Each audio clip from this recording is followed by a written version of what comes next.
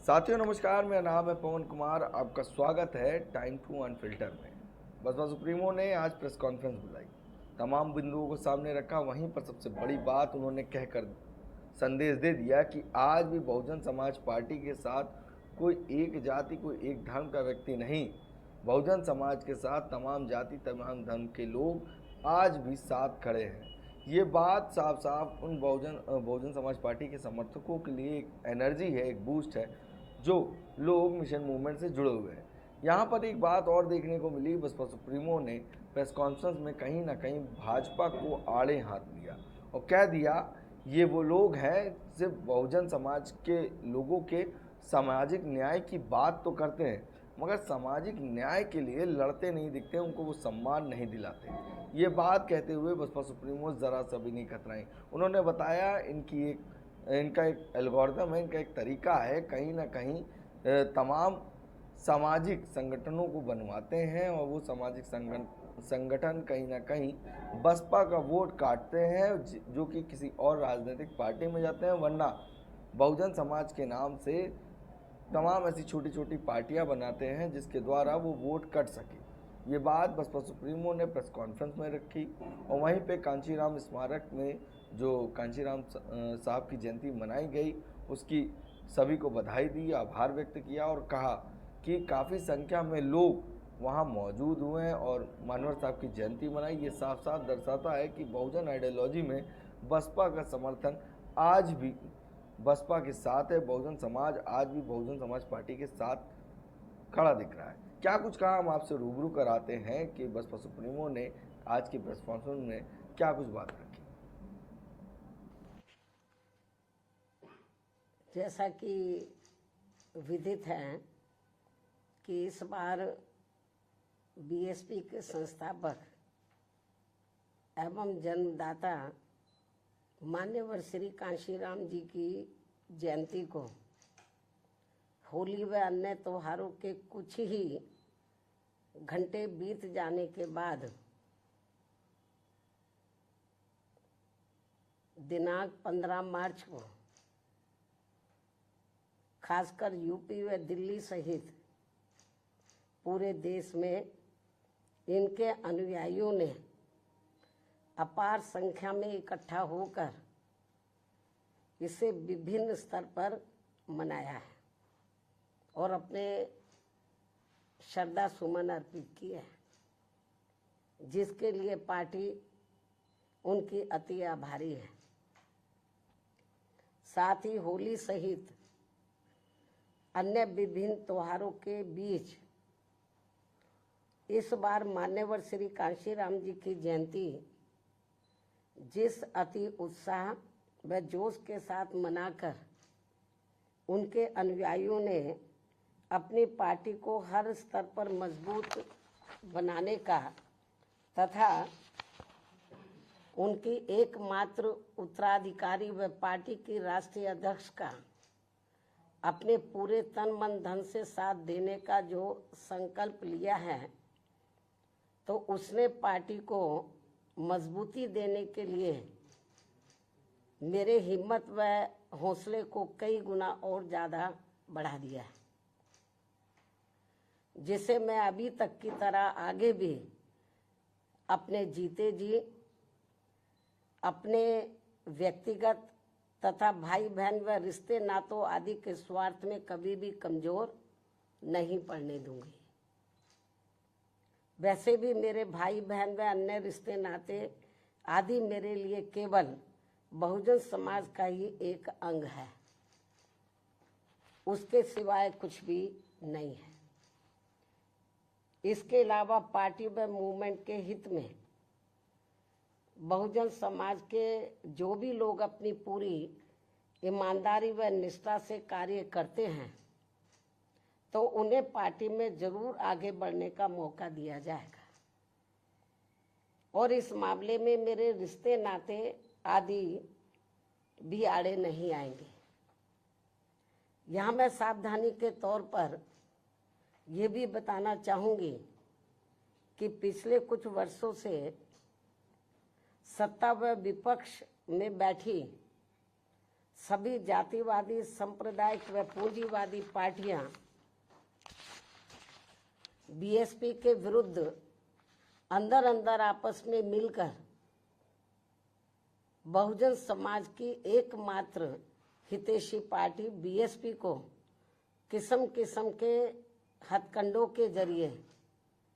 इसे कमजोर करने की पूरी कोशिश में लगी है। क्योंकि यहाँ जातिवादी पार्टियों को खासकर सन 2007 में यूपी में बीएसपी का अकेले ही पूर्ण बहुमत के आधार पर सत्ता में आना अभी तक भी उनके गले के नीचे से कतई भी नहीं उतर पा रहा है। और तभी से यहाँ सभी जातिवादी व खासकर दलित विरोधी पार्टियां किस्म किस्म के हथकंडे इस्तेमाल करके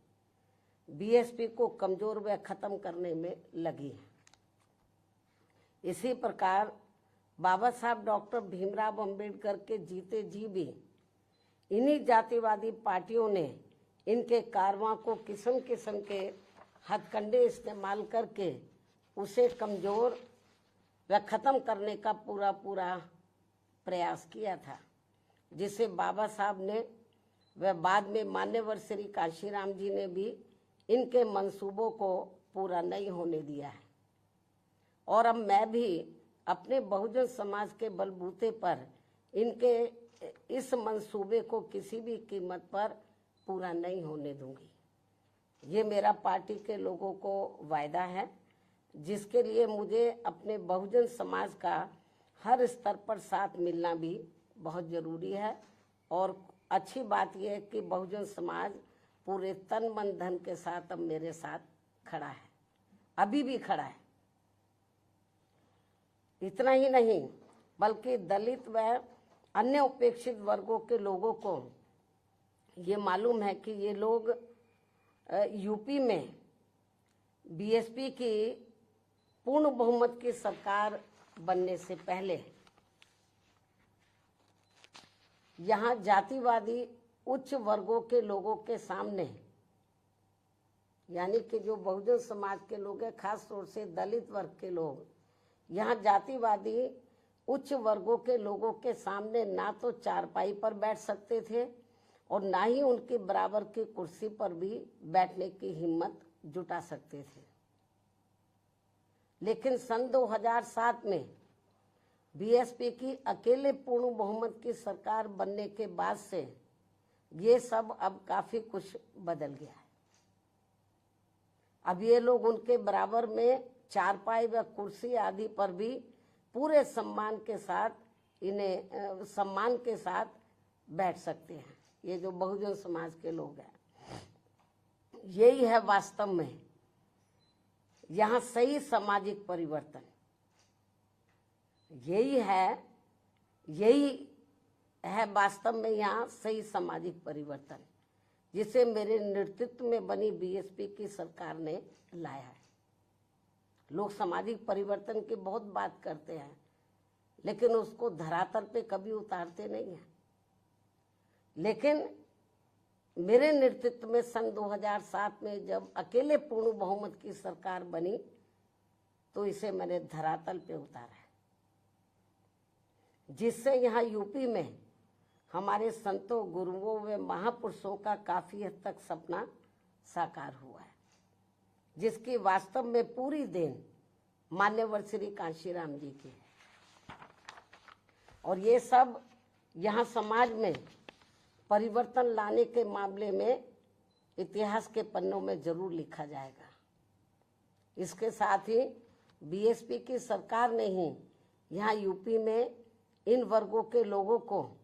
यानी कि बहुजन समाज के लोगों को काफी हद तक अपने पैरों पर खड़ा किया है। अपने संतों, गुरुओं व महापुरुषों को भी विभिन्न स्तर पर पूरा आदर सम्मान दिया गया है, जिसे लोग कभी भी नहीं भुला पाएंगे। लेकिन ये सब यहाँ सभी जातिवादी पार्टियों के गले के नीचे से अभी तक भी नहीं उतर पा रहा है। इसलिए अब वे इन वर्गों में से स्वार्थी किस्म के लोगों को आगे करके उनके जरिए विभिन्न नाम पर अनेकों छोटे छोटे संगठन व पार्टियां आदि बनवा के बीएसपी की इस ताकत को बांटकर इसे कमजोर करने में लगे, जिनसे बहुजन समाज के लोग जरूर सचेत रहे। यही समय की मांग है और यही पार्टी व मूवमेंट के हित में इनका सही कदम भी होगा यदि हमारे लोग सचेत रहते हैं। इसके अलावा यहाँ मैं ये भी कहना चाहूँगी कि देश के प्रधानमंत्री बीच बीच में अपनी खुद की गरीबी का तो जरूर उल्लेख करते रहते हैं, लेकिन इन्होंने दलित व अन्य उपेक्षित वर्गों के लोगों की तरह यहाँ कभी भी कोई जातीय भेदभाव नहीं झेला है, जो ये सब हमारे संतों, गुरुओं व महापुरुषों ने समय समय पर झेला है, जिसे अभी भी इनके अनुयायी काफी हद तक झेल रहे हैं। इसलिए पार्टी के मिशनरी व परिपक्व लोगों से आज मेरी ये भी पुरजोर अपील है कि वे ये सभी जरूरी बातें अपने बच्चों व खासकर युवा पीढ़ी को जरूर हमेशा बताते रहें, जिनको तैयार करने की भी वास्तव में सही जिम्मेवारी इन्हीं लोगों की ही है। इस उम्मीद के साथ ही अब मैं पुनः होली आदि के त्योहारों के बीच में इस बार मान्यवर श्री कांशीराम जी की जयंती बड़े जोश व उत्साह के साथ मनाकर इनके अनुयायियों ने जो उनको अपना पूरा आदर सम्मान दिया है तथा मेरे साथ साथ इनके करोड़ों अनुयायियों का भी काफ़ी हौसला बढ़ाया है, उन सभी का हार्दिक दिल से आभार प्रकट करते हुए अब मैं अंत में यही कहना चाहूँगी कि इस समय संसद सत्र चल रहा है, यह आप लोगों को मालूम है, जिसमें देश में आम जनहित के मुद्दों पर कम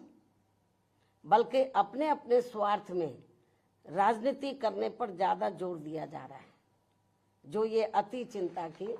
बात है। साथ ही पिछले कुछ समय से वक्फ बोर्ड पर भी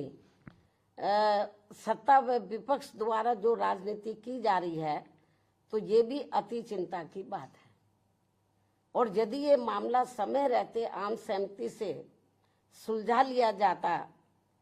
तो ये ज़्यादा बेहतर होता। केंद्र सरकार इस मामले में जरूर पुनर्विचार करे, सोच विचार करे, ये भी हमारी पार्टी के केंद्र सरकार से पुरजोर अपील है। इस उम्मीद के साथ ही अब मैं अपनी बात यहीं समाप्त करती हूँ। धन्यवाद। जय भीम व जय भारत।